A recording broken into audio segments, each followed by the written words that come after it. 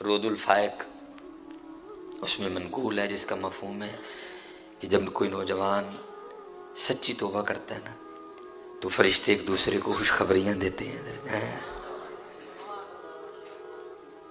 جب کوئی نوجوان گناہوں کا راستہ چھوڑ کے سچی توبہ کرتا ہے تو فرشتے ایک دوسرے کو خوشخبریاں دیتے ہیں۔ جو دیگر فرشتے ہیں وہ پوچھتے ہیں بھائی کیوں خوشخبریاں دے رہے ہو ایک دوسرے کو؟ تو ان کو بتایا جاتا ہے ایک نوجوان نے گناہوں کا رشتہ چھوڑ کے نا اپنے اللہ کی بارگاہ میں سچی توبہ کر لیا ہے۔ پھر ایک اعلان کرنے والا اعلان کرتا ہے اس نوجوان کے توبہ کے استقبال میں ساری جنتوں کو سجا دو۔ تینوں روٹی دی فکر پہ گئی، تینوں روٹی دی فکر پہ گئی، یہ فکر کر میاں تیرا اللہ تجھ سے راضی نہیں ہے، اپنے اللہ کو منا۔ روٹی کی فکر پڑ گئی تجھے، اپنے اللہ کو راضی کر۔ تیرا مقصد صرف روٹی کمانا نہیں ہے، تیری تخلیق کا مقصد بہت بڑا ہے۔ تو وہی ہے جس کے لیے 4 قسمیں کھائیں اس نے، والتین والزیتون وطور سینین وہذا البلد الامین لقد خلقنا الانسان فی احسن تقویم۔ وہ جس کے لیے 4 قسمیں کھائی گئی وہ صرف روٹی کے لیے آیا ادھر۔ اقبال کہتے ہیں بے خبر تو جوہر آئینہ ایام ہے، تو جہاں میں خدا کا آخری پیغام ہے۔ ہاں بس ایک کام کرو پتر، جو طریقہ رسول اللہ علیہ الصلوۃ والسلام نے بتایا اس پہ نکل کھڑو، پھر اور اس پہ چھوڑ دو فقیری امیری میں کوشش پوری کرو، پوری محنت کرو پتر، لیکن رب کو ناراض کر کے نہیں، دھوکہ دے کے نہیں، جھوٹ بول کے نہیں، قسم کھا کے نہیں، کم تول کے نہیں، پورا تول، سچی بات، نو دھوکہ، نو فراڈ۔ ہاں جو نبی علیہ السلام نے طریقہ دیا، اپنے دن کی ابتدا فجر سے کرو،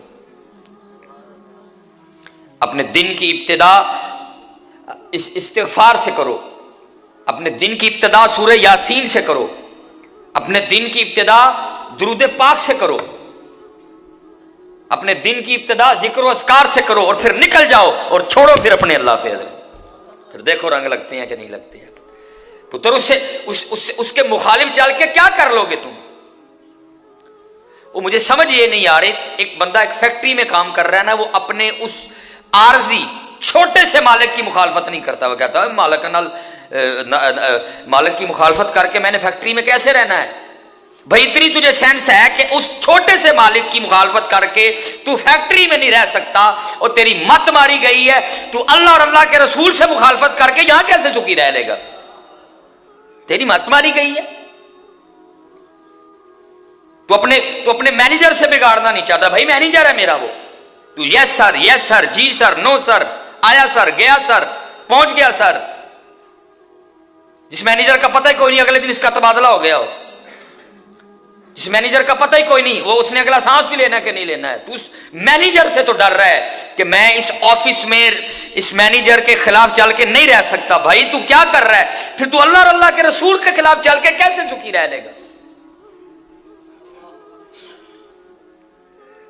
پتر ممبر رسول پہ بیٹھا ہوں، اللہ کی قسم ہے اندر تے جو ہے سو ہے، صرف باہر ہی کیتا ہے نا سونا۔ کوئی گاڑی لے کے وہ کلپ میں کہہ بیٹھا ہوں کہ میرا کار کرائے تھے، کوئی ادھر کار دی چابی لے کے، کوئی گاڑی کی چابی لے کے، تو ایک مینیجر سے مخالفت نہیں ڈالنا چاہتا کہ مینیجر کی مخالفت کر کے میں دفتر میں سکھی نہیں رہوں گا، اور تو اللہ اور اللہ کے رسول کی مخالفت کر رہا ہے جو ملکوں کا مالک ہے۔ تو اس مینیجر سے، تو اس فیکٹری کے مالک سے ڈر رہا ہے، ہو سکتا ہے تو کل آئے تو وہ ہی کوئی نہ رات کو ہارٹ اٹیک آئے مر جائے، لیکن وہ ہمیشہ سے ہے، اس نے ہمیشہ ہی رہنا ہے۔ وہ حی ہے، وہ قیوم ہے، وہ دائم ہے، وہ قدیم ہے، وہ بے نیاز ہے، وہ 70 ماہوں سے بڑھ کے پیار کرتا ہے۔ یہ تفسیر نعیمی مفتی احمد یار خان نعیمی رحمۃ اللہ تعالی علیہ، اپنے اس میں لکھا ہے 2 بھائی تھے، ایک نیکوکار ایک گنہگار۔ وہ جو نیکوکار تھا نا، اس نے اپنے دوسرے بھائی کو ہمیشہ کہنا ہو یہ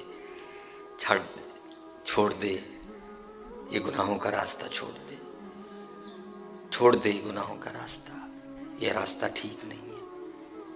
لیکن وہ اسی راستے پر ایک دن موت آ گئی. جب وہ جان کنی کے عالم میں تھا نا، نزا کی کیفیت تاری تھی، وہ بھائی آ گیا. اس نے کہا میں تجھے کہتا رہا ہوں اپنے اللہ کو منا لے، تو نے ساری عمر ضائع کر دی، اور دیکھ تو اب اتنے زیادہ گناہ لے کے اللہ کی بارگاہ میں جا رہے ہیں. تو بھائی آگے سے اس کو کہتا ہے اے میرے بھائی تو ٹھیک کہتا رہا، میں نے غلط کیا، لیکن ایک بات بتا، اگر بروز قیامت اللہ میرے فیصلے کا حق میری ماں کو دے دے تو یہ بتا میری ماں مجھے جنت میں بھیجے گی کہ جہنم میں؟ تو بھائی کہنے لگا ظاہر ہے ماں ہے، وہ تو تجھے جنت میں بھیجے گی. اور رو پڑا اور کہنے لگا اگر وہ ماں مجھے جنت میں بھیجے گی تو وہ میری ماں سے بھی زیادہ مجھ سے محبت کرتا ہے. یہ کہہ کے اس نے جان دے دی. وہ مفتی صاحب لکھتے ہیں خواب میں اپنے بھائی کو دیکھا تو بڑی اچھی حالت میں. اس نے کہا کیا بنی؟ اس نے کہا بس جاتے ہوئے جو میں نے جملہ کہا تھا نا کہ اگر بروز قیامت میرا اللہ میرے فیصلے کا حق میری ماں کو دے دے تو کیا فیصلہ کرے گی، جنت یا جہنم؟ تو تم نے کہا تھا ظاہر ہے ماں ہے جنت. تو میں نے آگے سے کہا تھا پھر میرا اللہ میری ماں سے بھی بڑھ کر مجھ پر مہربان ہے. بس میرے اسی جملے کی وجہ سے میرے اللہ نے مجھے معاف کر دیا. لیکن پتر ہاتھ جوڑ کے ایدو تو دلیری نہ لئی ہوئے کہ جو کریم ہے تو میں چک کے رکھا سارا کچھ. پتر جو کریم ہے تو جی پکڑ سخت بھی بڑی جمی ہے، وہ پکڑ اس بات پہ دلیر نہ ہو جانا. یہ بات میں نے صرف اس لیے سنائی ہے تاکہ دلوں کو ٹھنڈک پڑے، لیکن اس بات پہ دلیر نہ ہو جانا کہ کریم ہے تو میں چک کے رکھا سارا کچھ نہ. کچھ گناہ تو ایسے ہیں جن کے بارے میں لکھا ہے ان کی نحوست کی وجہ سے آخری وقت ایمان تک سلب ہو جاتا ہے. نہیں، بچوں گناہوں سے اپنے اللہ کو راضی کرو. اور حضرت جی کثرت سے استغفر اللہ سوری علیہ الرحمت. آپ کی بارگاہ میں سوال آیا حضرت زیادہ تسبیح پڑھا کہ استغفار زیادہ کرا؟ آپ نے فرمایا تسبیح کی بڑی شان ہے، ہر چیز اللہ کی پاکی بول رہی ہے، ہر چیز اللہ کی اپنے اپنے انداز سے پاکی بیان کر رہی ہے. حضرت سیدنا داؤد علیہ نبی علیہ الصلوۃ والسلام آپ کے لیے لکھا ہے کہ آپ نے ایک دفعہ ایک مینڈک کو دیکھا جو ماہویت کے عالم میں اللہ کا ذکر کر رہا ہے. ہم تو کرتے ہیں نا، کوئی خارج کر رہا ہے، کوئی اللہ اللہ کر رہا ہے ساتھ چھت کو، نہیں، ماہویت کا عالم ہے، اس کو دائیں بائیں کی کوئی ہوش نہیں ہے، ماہویت کا عالم ہے.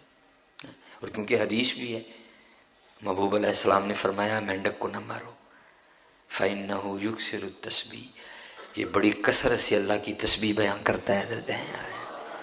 صحابہ نے عرض کی محبوب علیہ السلام آپ پر ہمارے ماں باپ قربان، کیا کہتا ہے مینڈک، کیا ہے مینڈک کی تسبیح؟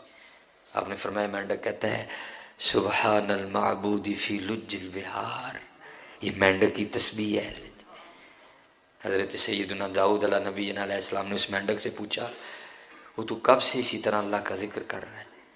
اس مینڈک نے عرض کی اللہ کے نبی علیہ السلام متواتر 70 سال سے اسی طرح میں اللہ کی یاد میں محو ہوں. 70 سال سے اسی طرح میں اللہ کی یاد میں. ہاں پتر